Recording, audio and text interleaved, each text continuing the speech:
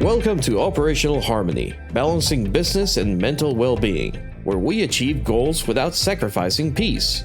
Our host, Nikki, is the owner and founder of Nikki's Office, where she specializes in providing comprehensive office management services, coaching, and scheduling for organic social media plans, as well as creative media editing. Her journey through mental health and entrepreneurship not only brings awareness, but also equips her with valuable coping skills. This unique experience offers a fresh perspective on approaching challenges and innovating in different ways. Let's introduce our guest.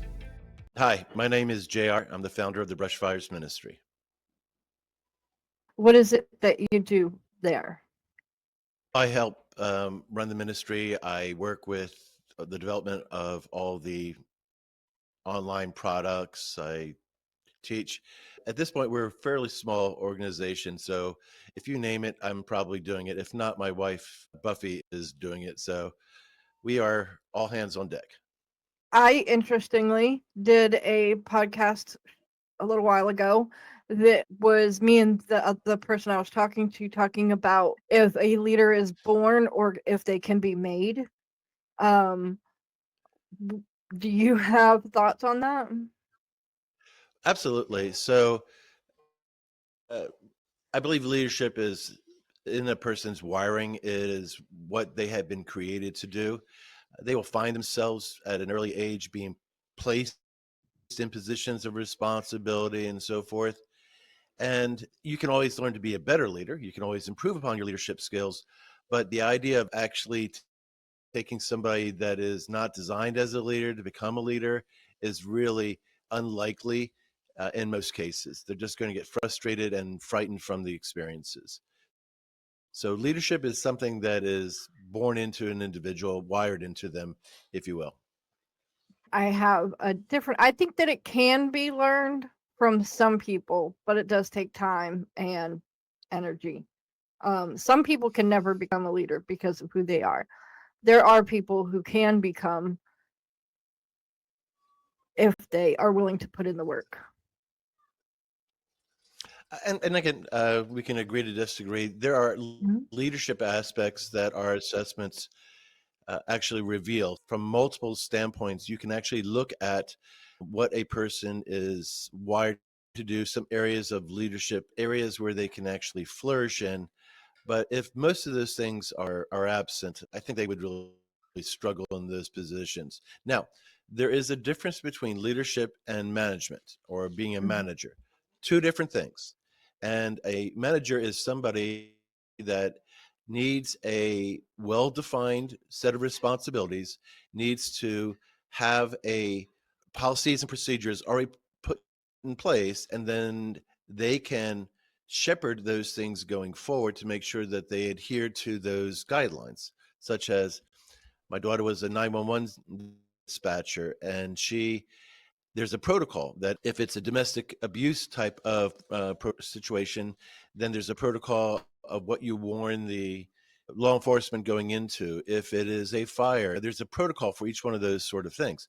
And so a good manager will understand what the protocols are and then want to facilitate things in the most effective, efficient process to be able to accomplish. That is different than leadership. A lot of people get those two things confused, but they are not the same. So from our talk yesterday, I believe you said that you helped people find their purpose, right? That's what we use those psychometric assessments for. For those that are unfamiliar with the term, psychometric is the science that says that who we are, our interests, our abilities, our values, the things that motivate us, how we think, those are all ingrained in us from the very beginning. They're virtually in our DNA. That's why you can have a child with amazing singing abilities or a great musical talent be born from a family with no musical talent. It's in the DNA and can actually be measured through these psychometric assessments. And so we use those assessments to help people understand that they are wired differently. It's unique, just like their fingerprint, just like their DNA is. And that when they start to find themselves actually operating in the area where they are best suited, then all of a sudden life starts to make sense to them. Now they start to feel like, oh, I fit. This is my jam. This is what I can do really well. And they find satisfaction, fulfillment, joy in doing those things. So how do people find you usually? A lot of it is word of mouth at this point. We started our ministry back in 2018. So there's been a lot of people that have gone through our program.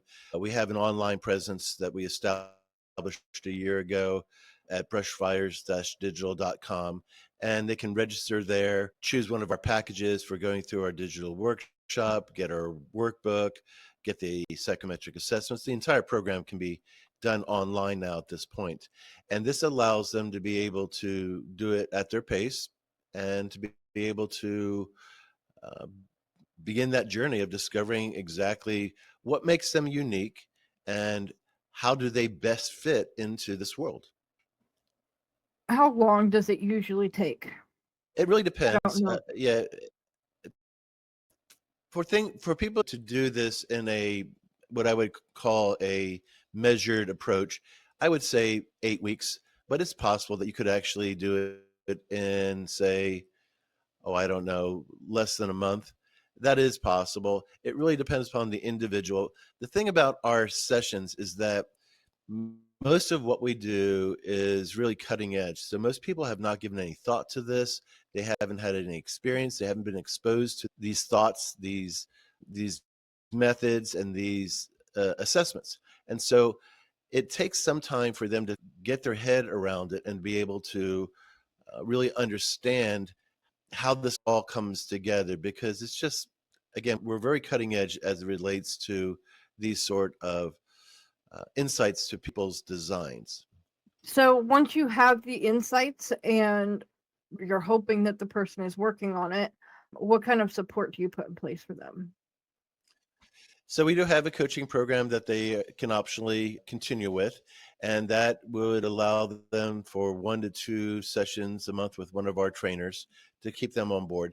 Ideally, though, we want to work with other leaders that want to implement this. So other life coaches, other counselors, church leaders, people of that nature that have a vested interest in working with the people that they are ministering to, shepherding to. So ideally, we would teach those individuals, and then they would be able to minister to the members of their flock to be able to help them to really pursue these really world changing aspects of who they are.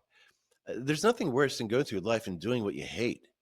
And that in a lot of people that are at work, they literally hate what they're doing. And for many reasons, it's not simply the environment, it's what they're doing they hate. There are things that I can do. Just because you can do something doesn't mean that should be your life focus. Whenever I'm doing something that is redundant, I'm doing the same thing over and over again, it just starts to suck all the joy out of my life. I don't want that. And when I find myself in those positions, I tend to get just less satisfied with what I'm doing. And I would say the vast majority of people doing things at church or at work, a good number of them are doing things that they really don't want to be doing. It's not the work, because we were designed to work. Mm. It's the actual type of work that they're doing that they absolutely, have had enough of. I am exactly like you in that case. If something is monotonous and I just have to keep doing the same thing over and over again, I'm gonna throw my computer out a window. I get so upset when I have to do something like that. I have in fact found somebody that I can pay, and she learns real quick. So if I say, "Look, I need you to do this," but it's going to be monotonous and boring. And she's okay, that's what I like to do. And so she does those things for me. And I'm just like, thank God, because that's no, thank you. I put it Yeah, off and I put it off and I put it off. And it sometimes you can't do yeah. that. So Those are actually design elements. So people with that design under our motivated role assessment would probably score high in the refiner maximizer area of things, because they love that um, comfort of routine. They love that. And they want to make it work faster and more efficient and improve upon the effectiveness and efficiency of it as opposed to having to reinvent things from scratch. That's not their jam, and that's not what makes them happy. But if you give them a routine of something that they would enjoy doing it, that is what makes them feel that they've accomplished something. And if Mhm. they can do it faster and more effective each time, that's just the cherry on top. Yeah, she gets ecstatic when I go, okay, thank you for doing that. Cause that would have taken me like 5 days and 25 like rage moments. And she's done it in 2 hours. And I'm just like, yeah, I couldn't do it. Thank you. Yeah, it's the impediment of being unmotivated to do it that really prevents you. I'm 3 chapters left in a book that I'm writing right now, and I'm just so done with it, but I need to finish it. And it's a hard thing to motivate yourself when that initial energy has been expended. I can find vast quantities of energy for a lot of things, but copying and pasting 100 things into one thing is not one of them. I cannot I find the get you. patience. I cannot find the will. I will hire somebody else to do that because I'm not okay. And I have no problems helping people to understand what needs to be done and being able to do it. But I just can't do repetitive tasks like that because it's one of those things. No, I I feel don't you know. on it. I get it. I will if I can. I was supposed to have her do something and I put it off for 6 months and she still got it done in an hour once I finally was like, okay, you have to do this. I've put it off for too long. And so Yeah. she was laughing at me, of course. But But that's the thing, is that we are not designed to work as lone rangers. That's not how God has created his children. So we all have something to contribute to the whole. And so there are people that are on your assistance side of things that love doing what it is that you're giving them to do and are very Mhm, fast at doing it and are motivated to get it done. And there's other people that are on the creative side of things that are going to be reinventing things. And there's others that are on the implementation side of things. We're all very unique in what it is that we can contribute to the whole. And division and disunity is the tool that prevents us from accomplishing things because we're constantly being set against one another and being offended because of this or that and not able to accomplish the things that we were really meant to accomplish because we get offended or we don't want to ask for help or we feel unappreciated or all these things. So do you have ways that you bring out weaker talents so that people can be at least better at them, if not perfect at them? it's a common question, and I think it's a misnomer. It's not that you need to become good at something that you weren't designed to be good at. That's not the point. Is to be aware of that blind spot or that shortcoming or that area of ineffectiveness in your life, and then look for people to associate with that fill that gap. So if a person, say, is a high thinker, which is when they evaluate information, they are looking at it from a standpoint, does this get the job done? It's very objective. Is this solution going to get the job done? That's really the primary criteria. The opposite of that design is a feeler. And the feeler is always going to look at the situation from a subjective perspective. How does this impact my friends, my family, my coworkers, and their well being? I will never tell a thinker that you need to become more emotionally aware and become more sensitive. Uh, That's not going to work. All that's going to do is frustrate them and lead them into an area of just being disillusioned that they can actually be something that they're not created to be. But I do tell them is that surround yourself with people that are more of a feeler than you are, people that care about you and want your best. And when they come up and say, "Hey, Fred, the way that you spoke to Mary was really unkind, and you need to go back and address that," or is there a better way for us to resolve this that doesn't cause us to have to fire these people? Is there just a better approach? When somebody that cares about you who is a feeler, allows you to see life through their perspective, be open to it. Now, you Mhm. still may have to make the same hard decision that you already set to make, and that's the realm of being an objective thinker. But it doesn't mean that you have to do it in an insensitive way, or that you couldn't modify it in a way that becomes less insensitive. So having people around you that can speak life into you, and then also add in the missing ingredients. So in your particular case, you found somebody who quite likely is a refiner maximizer who loves the sort of work that you're giving her. Great. That is a very healthy symbiotic relationship that allows the two of you to get more work done than either one of you could individually. And that's what team building is all about. Looking for the missing pieces of what is necessary to get to accomplish the objective. Mhm. And there's various roles in that process, and you pick and choose the members of your team like you would a baseball team. Mhm. There are certain positions on a baseball field that require very unique skill sets. A pitcher is very unique, a catcher, very unique, left fielder, right fielder, center fielder, very unique. So you build your teams, your business teams, your church ministry teams in a way that covers as many of those bases, pun intended, that's required to be able to accomplish the job. And so we're stronger when we understand our weaknesses and the areas that we need help in. And then we're even more stronger when we're willing to ask for that help. Mhm. So you said that you're writing a book. Do you have others you've already written, or is this your first one? So this will be the fifth book. The very first book I did with the ghostwriter. She took my speaking notes from our workshop and then she assembled it into a book. And then she and I worked on it to uh, get it to be a useful tool and to make sure that it represented what we were teaching properly.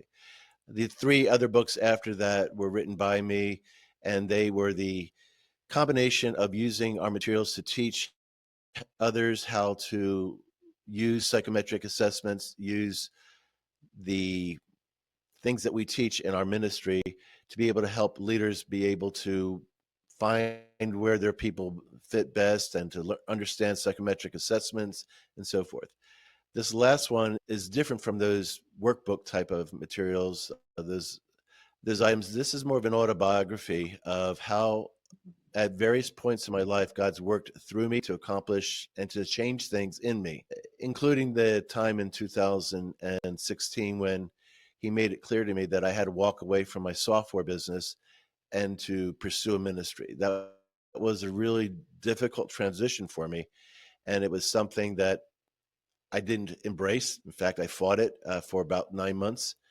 And it was something that allowed me to experience things in a whole different way, and my life is richer because of it. But it wasn't an easy transition. So what kind of software company did you have? So I got involved in software as early as I think 1978 when I worked at the Disneyland Hotel, and they went from a manual system to an automated system. I was one of the younger employees, and so for some reason they chose me to learn how to operate the software and then to teach the remaining employees. From there, I got a job at a temporary agency doing data entry. And from there, I was hired by a software sales organization to implement new software and train people how to use the software. In the midst of doing that, they asked me if I would like to learn how to program. And so they paid for a college course in COBOL, which is the closest language to what they were using. And I did that for one semester. While I was in the midst of going through that training, the software manager, i.e., programmer, the only person that really knew this stuff, and the boss got into a huge fight. She quit, and I'm out there installing software that was falling apart. So I had my limited, maybe a month or so training in COBOL, my limited training from that software manager, a programming manual, and my ability to be able to read the code. And so it was me out there as a software is failing, trying to figure out why and fixing it because the software manager wouldn't take a call because she was ticked off at the owner. That was my baptism by fire in software development. And from there, I wound up getting a couple other jobs and started my own business in 1987. Primarily, it's in business, accounting, software. The area that we focused in on with our own company was wholesale distribution and manufacturing. So people that build things on a routine basis, so assembly line type of building, and people who have extensive inventory control, importing inventory from overseas, selling it to retailers, that sort of thing. Okay. And you did that for how long again? So the software company is still going. I had to back off from it at the end of 2015 because there was a situation with one of my employees that I had to let go, and I should have let him go about 2 years before that, and I didn't. And the damage that it did to our company was I lost my two largest clients, which equated to 2/3 of our revenue. And so at the end of 2015, we experienced our largest loss ever. And I looked at it that going into 2016 as I can't sustain that. In fact, I can't sustain that for another 6 months, period. So I looked at cutting costs, and the only thing that I was left with after all the obvious costs was my salary. And because I was unsure of how long the company was going to last, I had to stop selling the software. I couldn't sell a $250,000 software package to a business and not be available in 3 months to sell to them. Ethically, that was just wrong. Mm-hmm. So basically, 70% of my job description was erased in January 2016. And I was left with a lot of time on my hands trying to figure out what God was doing because this didn't make sense. The company is still going, and there are still businesses throughout North America that are using the software to run their business. We've been trying to wind it down for, I guess we're going on 9 years.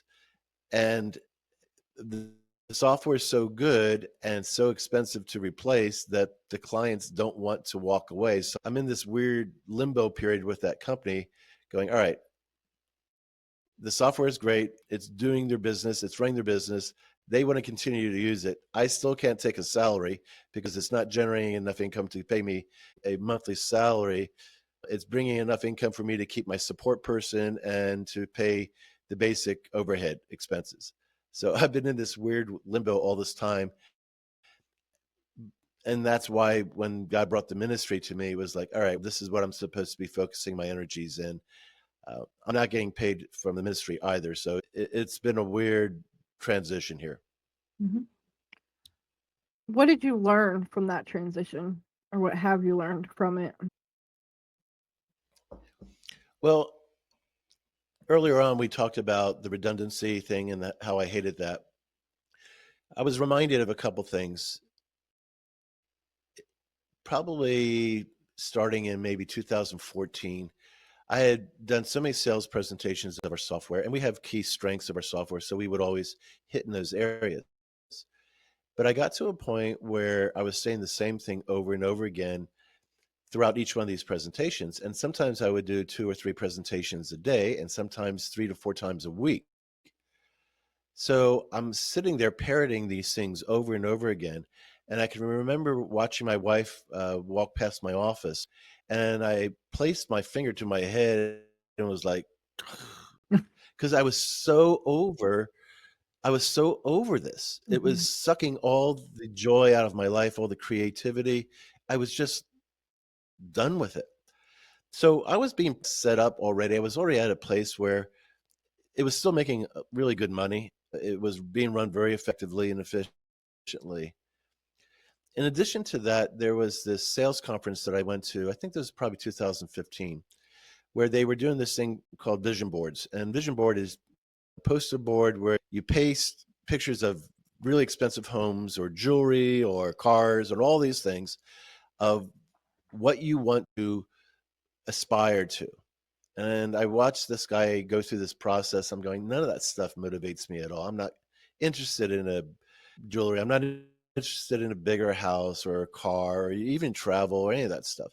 Wasn't interested in any of that. And as I was digesting my lack of motivation of what he was trying to motivate us with, I realized that I had been living most of my life up until that point out of duty, responsibility, and obligation. I had a duty to my clients. I had responsibility to my family. I had obligations to my employees. That was my life. There was no joy. There was absolutely no joy in my life. I had created the software along with some other talented programmers. I had sold a number of really big deals. I had benefited from the finances. Our kids went to private Christian schools because of it. There were a lot of benefits that were part of that process. But ultimately, that wasn't enough to make me feel excited to get up in the day and to do that. So leading up to that, there was a place in my life that I knew that something had to change. And I was looking at retirement at 65, and that would be the change. And God said, no, I got something else for you. Time to take all that energy and creativity of yours and throw it into a different project. And that's where the Brush Fires Ministry was born. You've mentioned your wife a lot. So I'm guessing she was supportive of all of this, all the change that happened. So we've been married last year for 45 years. And in every one of these large situations, like when I left my employer and started our software company in 1987, there were instances where she and I just talked, and she knew that working for that other guy was just killing me, and that there was this opportunity to start this business with a friend, an ex-colleague, and it was very uncertain, but she was supportive. The situation with closing down the software company was there was no other alternative. It was either close down the company, take the money in the bank, leave my employees and my clients high and dry without any support or finances, or do what I did. And I chose what I believe to be the ethical, moral thing to do. In every one of these situations, my wife has come alongside and helped as best she could. So in 88, I believe, I was working 16-hour days developing the new software product. I was working 6 days a week. I'd come home, I would do payroll, I do accounting because you still have to do the books and all that stuff. And at some point she volunteered, she goes, hey, is there anything I can do to help? Can I do that? Because she's a stay-at-home mom and everything that we did for the accounting was at home. And I go, all right, let me see about teaching you how to do payroll. And she got that down. And then I taught her how to do accounting. I wrote accounting software, so I knew what I was doing. And so I taught her how to do accounting and then health insurance and all these other things. And so she came alongside and did all that. Same thing with ministry. We do this as a team. In fact, when I hang up with you, I've got a 3-hour coaching session called a design discovery meeting, and she will be partnering with me in that effort where we've been doing that together since 2018. She went through the psychometric assessment training with me. She understands when I use these terms. She produced the PowerPoint. She does the accounting for the ministry. She does my video editing. She's my refiner maximizer and does things that are repetitive that I can easily delegate that she winds up doing a great job at. And so we are well suited to work together from that standpoint based upon our interests, abilities, and talents. Congratulations on 45 years. That's a very long time. It is. My friend here has actually been married to her husband for 47 years as well. I think it was very cool. It's an exclusive club. There aren't many of us out there. Not anymore. So, do you have any final thoughts? Anything you didn't get the chance to say that you wanted to say before we switch topics?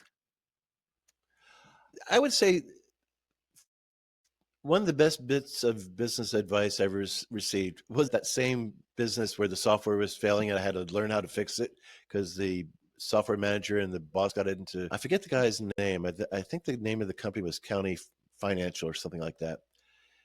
I was talking to him, and I can remember saying clearly, I will never start my own business. There's no way I want to deal with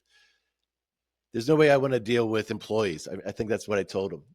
And he gave me some advice. He says, the best advice I can give you about business is figure out what you do really well, do that, and then hire people that do the things that you don't do well to do them. And it was interesting because it was like an introduction to design and team building and so forth that I've used ever since. Because the things that I do, I stay focused in on and I can be motivated by. And the areas that I don't do well require real efforts. And ideally, we have people around that want to do them, like my book editor that I'll be working with, like my wife, all these individuals that can do things that I just am not well suited for. Mhm. You have grown something that, from what I've heard about it, is needed. Because if you don't know where you're supposed to be, you can't get where you're supposed to be. Right. No, that's exactly the problem. And the thing is that we have few guides to be able to get us there. We will see people that we admire and we try to model our life, and our life doesn't seem to work out like theirs does. There's a lot of deception out there about what will bring you happiness. Like I said about that vision board thing, I wasn't motivated by a bigger house or a car or accumulating even wealth. It wasn't really those things I had achieved to some limited extent, but they weren't really big motivators in my life anymore. And so we pursue things that we think, okay, this will be a career that I will make a lot of money in. And then you're miserable at it. We pursue things because this is what my parents want me to do, and so I'm wanting to please them. Or this is what my friends are doing, so I guess I'll just do what they're doing. None of those things are effective. Maybe you're going to be lucky and you just happen to do that. But in most cases, we really need to figure out what we do well and pursue those things that are in alignment with that. And that's where our program, our assessments are completely objective, and they've been used in the corporate world for, I think over 30 years in doing just that. Organizations like IBM and Lucent Technology and Coca-Cola and Clorox have used these assessments in motivating and positioning their top people to get the most out of them. And so these are very effective tools in the right hands, and we're using it for God's glory, but they've been used in the business world for, like I said, decades. Hey everyone, thanks for sticking with us. Before we dive into our next topic, I just want to take a quick moment to remind you to like this video, subscribe to our channel, and hit that notification bell. That way, you'll always be the first to know when a new episode drops.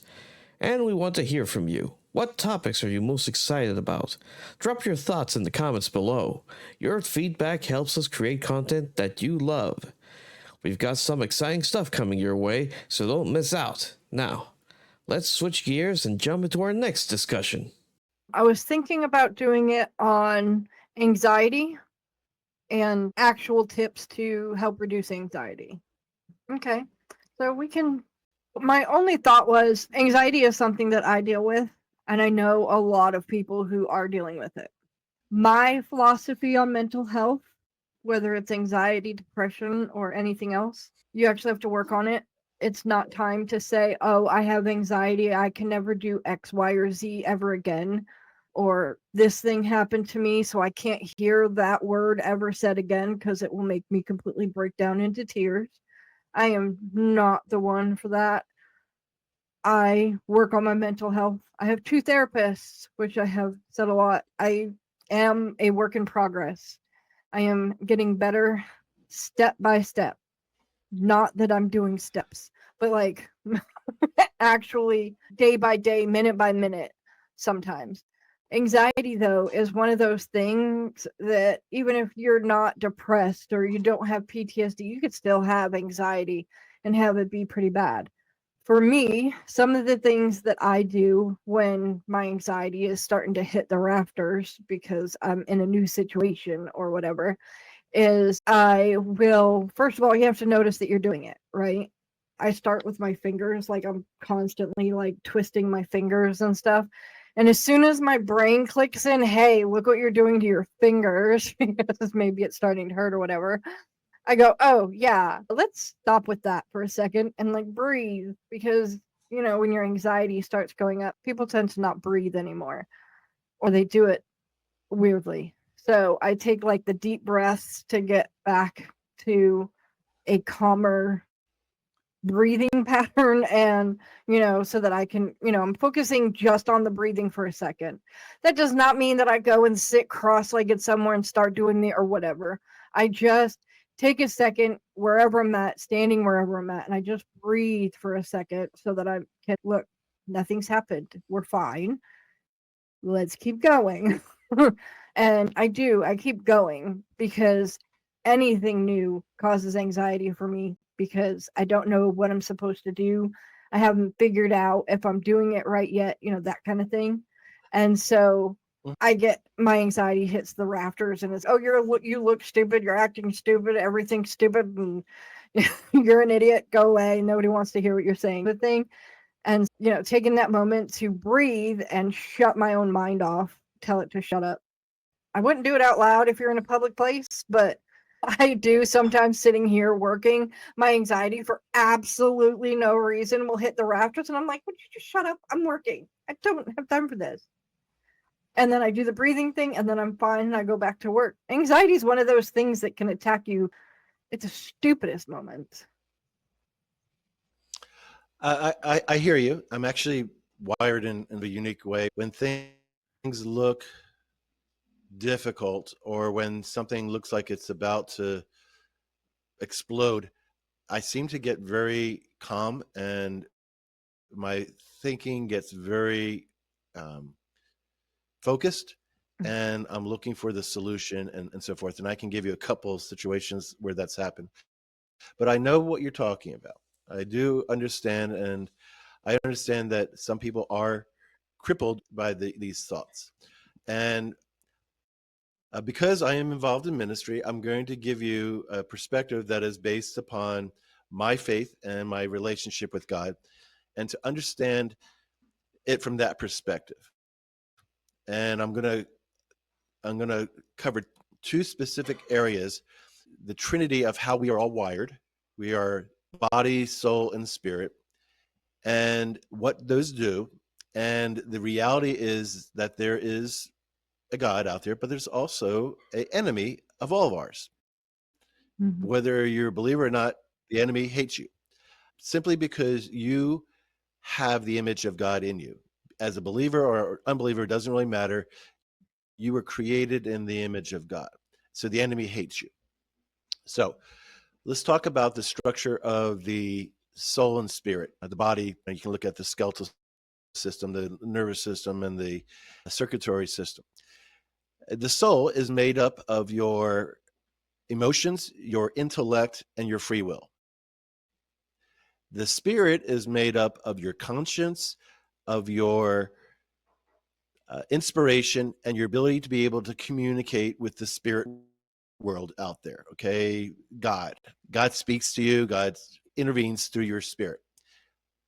What happened in the garden when man sinned, that connection to God, that presence of God that was in humans at that time, was cut off, died at that point. We were always created to be in relationship with God. That was how we're created. So that's the thesis of how I'm going to describe this. Not, your listeners don't have to believe me. I'm just telling you what I know to be true in my life, and I think it's true in everybody's life. So we have this spirit connection in us. Now, what happens when a Christian becomes a Christian is that the Holy Spirit takes residence in their spirits. That's what happens. But you always have that channel open. And not only does God speak to you through that, but also the enemy speaks to you through that. So the enemy will come in when you are in a moment of anxiousness or vulnerability and go, they don't like you. They think you're stupid. They know you're going to fail. Why are you trying this again? You're not good at what you do. All these areas of self-doubt. What I tell people, and we call these things intrusive thoughts, okay, that through that channel you can get inspiration, but you can also get these doubts, these words of destruction that are being spoken into you. I tell people not every thought that rambles in your head is from you or for you. If it's a benign thought, like if I say, 3 plus 4 is 7, okay, your mind goes, okay, that's a math equation, 3 plus 4 is 7. Oh yeah, that's true. Okay, those are benign thoughts. When you are driving and all of a sudden you get an inspiration of something that you've been struggling with, okay, quite likely that was God saying, here's the solution to what you need to go through. When you are in a anxious moment and you are wondering, do these people like me? Were they laughing at me? Were they doing all these things? Those are the intrusive thoughts that cause you to have division with other people and to shut down and begin to doubt who you are. One of the secrets about what we do is to help people discover what it is that God created them to do. And for them to understand that their ability to do that is dependent upon the relationship with God and will be achieved through the power of God. That being said, if a person gets to a place in their life where they say, I'm going to start doing the things that God created me to do, and I'm going to allow him to work through me, you have now become a major threat to the enemy. The enemy doesn't want any of us to believe that.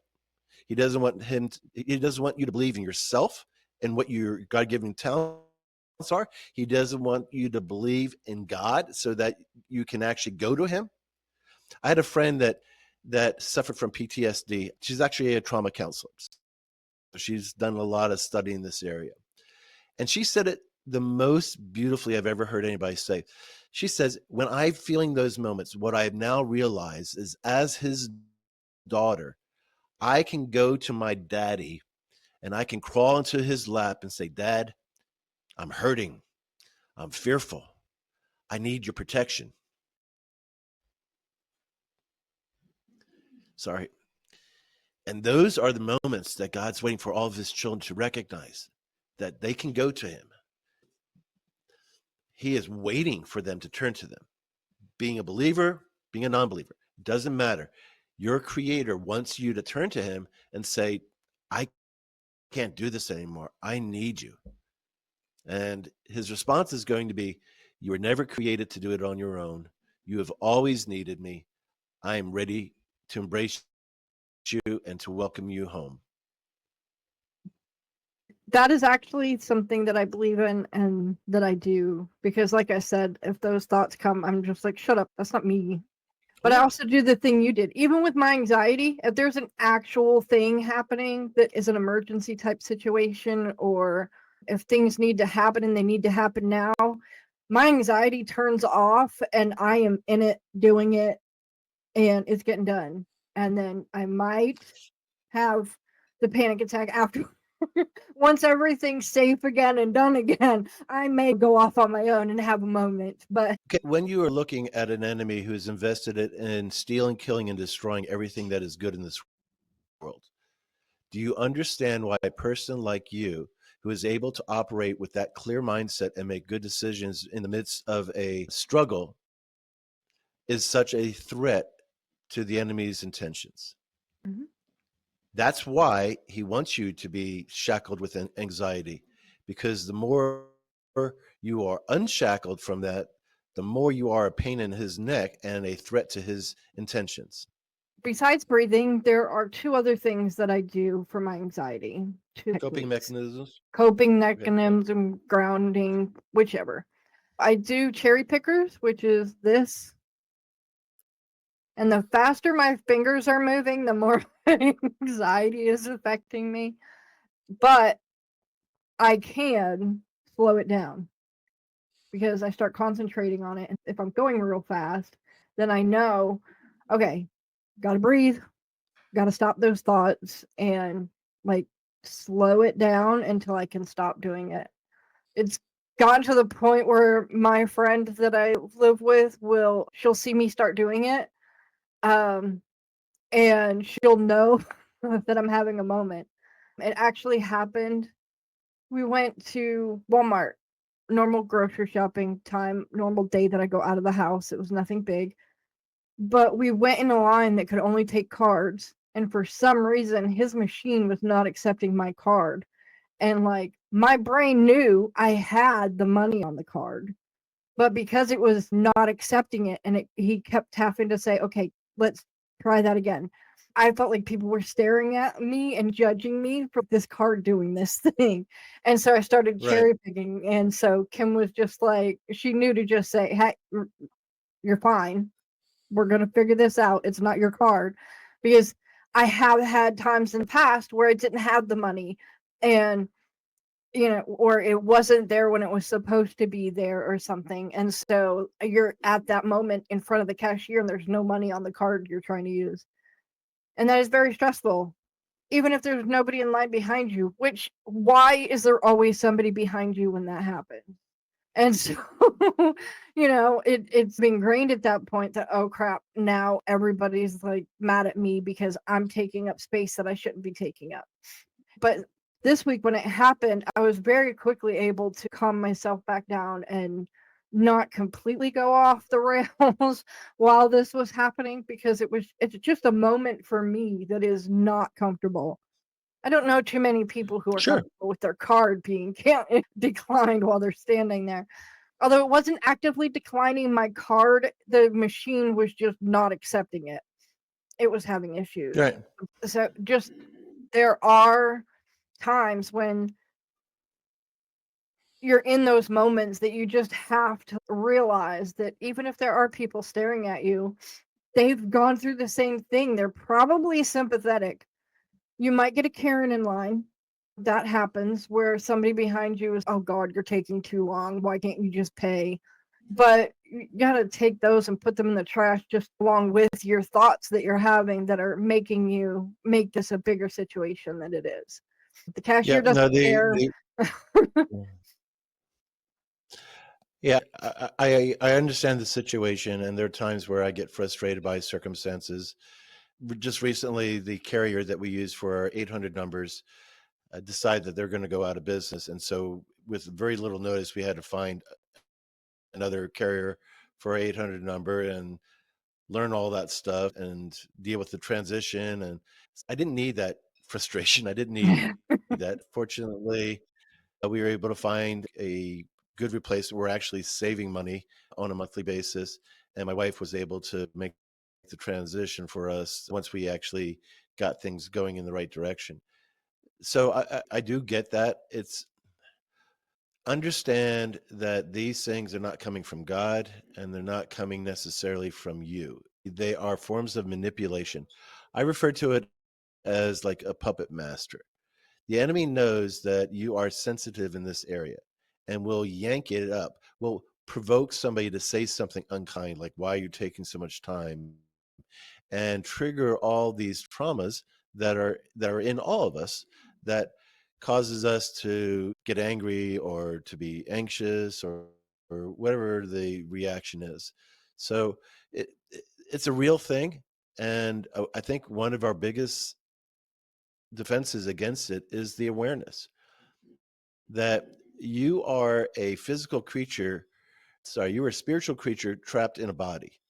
Mhm. And there's more going on in the spiritual world around you than you are likely to understand. And these provocations, we refer to them as accusation, provocations, intimidations, insinuations, and temptations. These are the tools of the enemy trying to pull those puppet strings to get you to act or react out of fear, anger, or shame so that you don't accomplish what it is that God wants to accomplish through you, and that you begin to doubt everything around you, your reality. And they're unhealthy for you. They're unhealthy for the things that God wants to do through you. And as you become aware, you can have the strength and the authority to take the scissors and start to cut those and to be able to not simply manage it when it happens, but to shut it down. I, I can remember a situation, I don't want to go into the details, where these thoughts were being put into my mind. And then I recognized what they were. They were temptations. And at some point, and then you have to say these things out loud. So you want to make sure who's around you when you're saying these things out loud, because the enemy can't read your mind. He can whisper into your mind and understand and expect what the response is, but he can't read your actual thoughts. So you have to say these things out loud. And when I was being tempted in this area, I recognized what it was and what the intention was on his part. And I said out loud, "Really? You're going to try that old thing again? Really? Oh, that is so pathetic." Now, you have to be in a position of strength in your life and have your identity as a daughter or son of the Most High God really ingrained in you. But when you can start to mock the enemy for his feeble attempts at trying to knock you off your course and your mission, he does not like being mocked. And so this allows you to get to a place, and it needs to be felt. It needs to be real. It can't be something that's like a false bravado. It has to be real, where you look at it for what is being attempted and you literally say, "Oh, that is so pathetic that you think that's going to work again." Mhm. Now, all that does is he's going to find a different way to come at you, or he'll start attacking through your family and friends.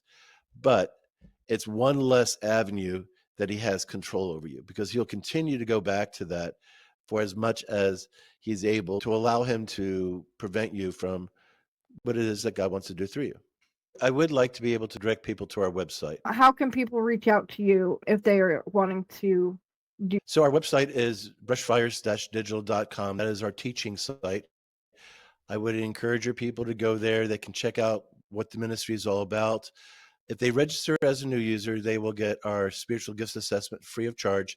They will get two books from that we already have established on the site, as well as that will also be the site where I'm going to make my next book available free of charge, which is called Sparks Turn into Brush Fires. I would encourage people to watch some of the videos that are on there, and then if they decide to go with one of our packages, they can do it as little as $59 a month and get the entire premium package to be able to go through our 11 different psychometric assessments, the 8 sessions video series, the workbook, as well as they can earn enough to be able to do the 3-hour coaching session. And all the details are explained under those premium packages. And if they have any questions, they can simply reach out to me. My email address is on there, as well as our 800 number.